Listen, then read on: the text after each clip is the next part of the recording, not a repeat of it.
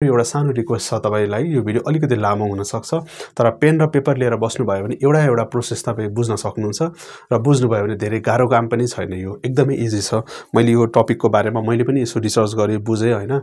यो अलिकति complicated topic नै रहेको छ र यसको बारेमा धेरै चाहिँ कन्टेन्ट पनि युट्युबतिर कहीँ पनि मैले त्यति धेरै भेटाएन।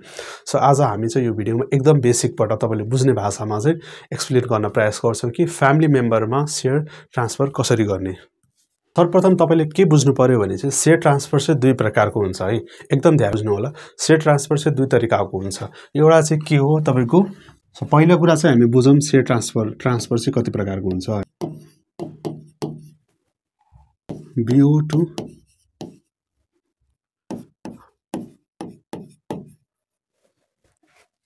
ओके। सो तपाईले एकदम सिम्पल भाषामा बुझ्ने हो भने फ्यामिली ट्रान्सफर अथवा आफ्नो दुईटा डिम्याटमा ट्रान्सफर गर्नु पर्यो अथवा आफ्नो घर परिवारमा शेयर ट्रान्सफर गर्नु छ भने दुईटा मात्रै मेथड छ। एउटा चाहिँ हाम्रो BO टु BO छ, अर्को चाहिँ हाम्रो BO टु CM छ है। अब यो BO भनेको के हो है? B भनेको बेनिफिशियरी हो, बेनिफिशियरी भयो हैन, र यो O भनेको ओनर भयो।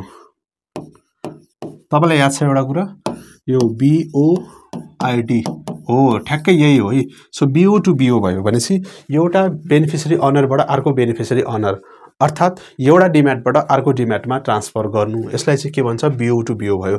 तर अर्को चाहिँ यो के छ, अब यो BO भनेको त्यही नै भयो बेनिफिशियरी ओनर हैन। यो C भनेको के हो हाम्रो क्लियरिङ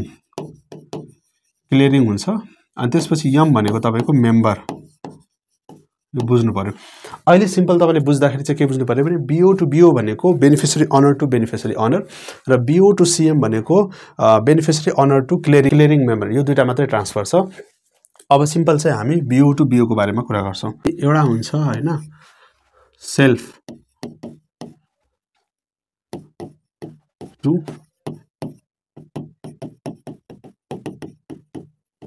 डिम्याट,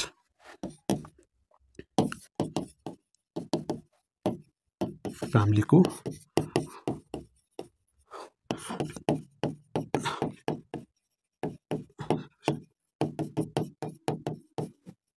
बेलामा यहाँ ध्यान दिएर हेर्नु पर्यो तपाईले है।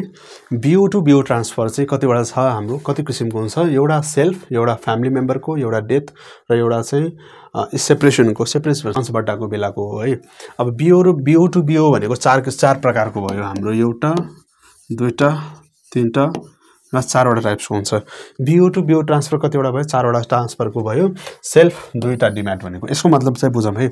एउटा व्यक्ति छ, उसले दुईवटा डिम्याट बनाएको छ, एउटा छुट्टै क्यापिटलमा, एउटा अर्को छुट्टै क्यापिटलमा। सो यो हुन्छ धेरैवटा। अब नेपालको जुन हुन्छ हाम्रो 7 को रुल अनुसार चाहिँ हैन, यो के भन्छ भने एउटा व्यक्तिले दुईटा डिम्याटसम्म चाहिँ बनाउन मिल्छ र दुईटा डिम्याटमा छुट्टै कम्पनीको अथवा सेम कम्पनीको दुईटा डिम्याटमा जस आफ्नो शेयर राख्न सक्छ।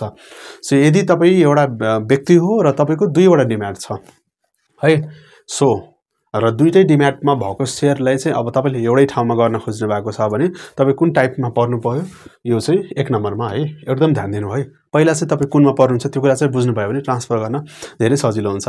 सो तपाईको आफ्नै एउटा छ, माना मेरै हो, अब यसमा पनि मेरो डिम्याट छ, यसमा पनि डिम्याट छ, यसमा पनि थोरै शेयर छ र यसमा पनि थोरै शेयर छ। अब मेरो चाहिँ के भयो भने यो दुईटा म्यानेज गर्न गाह्रो भयो, त्यही भएर मैले यो दुईटालाई एउटै ठाउँमा लिएर आउँछु भन्ने चाहिँ मैले डिसाइड गरे भने चाहिँ त्यो चाहिँ के भयो first type of BO to BO ट्रान्सफरमा। अर्को एउटा टाइप छ हाम्रो फ्यामिली मेम्बरको। अब फ्यामिली मेम्बर्स भनेपछि के बुझिन्छ भने चाहिँ तपाईको आफ्नो जुन ब्लड रिलेसन पर्छ नि त्यसलाई चाहिँ फ्यामिली मेम्बर पर्छ। जस्तै आफ्नो दाइ भाइ हैन, बाबा मम्मी छोरा, यिनीहरू चाहिँ फ्यामिली मेम्बर भयो। सो यदि आफ्नो फ्यामिली मेम्बरको शेयर ट्रान्सफर गर्नु छ आफ्नोमा अथवा आफ्नो फ्यामिली मेम्बरकोमा कसैकोमा तपाईले ट्रान्सफर गर्नु छ भने त्यो चाहिँ पर्यो कति हामी 2nd नम्बरमा। थर्डमा चाहिँ के छ डेथको केसमा, जुन मैले सुरुमा पनि भने तपाईको कुनै पनि फ्यामिली मेम्बर कसैको हैन कुनै कसै एक्सपायर हुनु भएको छ, केही कारणवश मृत्यु भएको छ र उहाँको खातामा शेयरहरु छ भने त्यसलाई चाहिँ अब ट्रान्सफर गर्नु पर्यो, नभए त कुनै अर्थ लाग्दैन। सो त्यो चाहिँ के भयो 3rd नम्बर पर्यो। अर्को चाहिँ सेपरेसनको केसमा हुन्छ है। सेपरेसनमा चाहिँ अब के हुन्छ भने दाजुभाइमा हैन, दाजुभाइमा चाहिँ अब कुरा चित्त बुझ्दैन अनि सेपरेट गर्छ नि त। सो अथवा अब अरू कसैको फ्यामिली मेम्बरमा चाहिँ सेपरेट गर्यो भने चाहिँ सेपरेसनको केसमा चाहिँ अब सबै सम्पत्ति सेपरेट गर्दाखेरि चाहिँ सेयर पनि त अब पैसै हो, त्यो ट्रान्सफर गर्नु पर्यो। सो त्यो बेला चाहिँ कसरी ट्रान्सफर गर्ने त्यसै फोन नम्बरमा पर्यो। हामी चाहिँ एउटा पोइन्टले एकदमै डिटेलमा एक्सप्लेन गर्छौँ र 4वटाकै चाहिँ प्रोसेस तपाईँलाई मैले सबै सुरुदेखि अन्त्यसम्म चाहिँ बुझाउने छु। एकदम ध्यान दिएर चाहिँ हेर्नु होला है।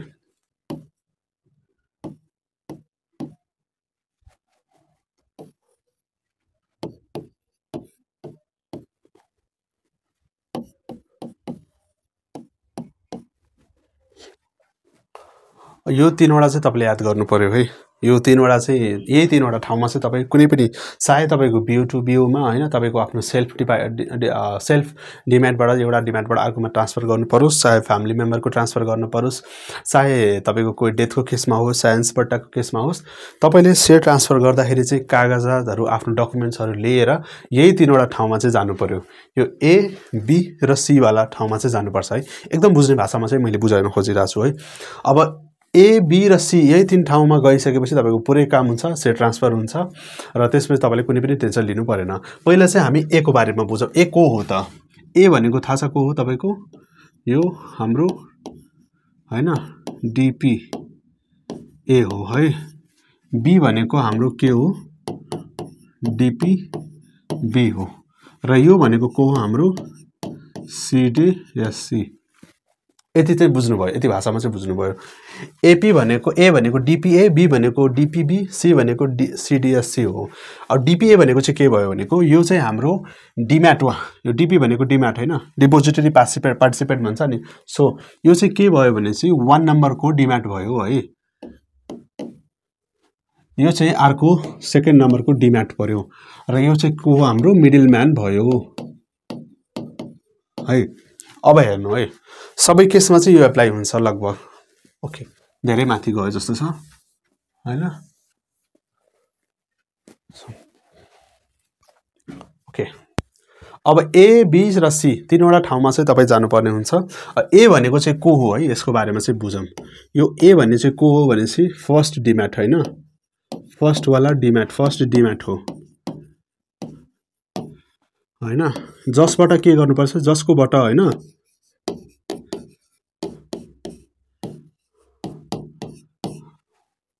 त्यसपछि चाहिँ यो के हो? हाम्रो 2nd डिम्याट है, डिम्याट भयो र जसमा, जसकोबाट र जसमा अर्को चाहिँ यो हाम्रो भनेको क्लियरिङ गर्ने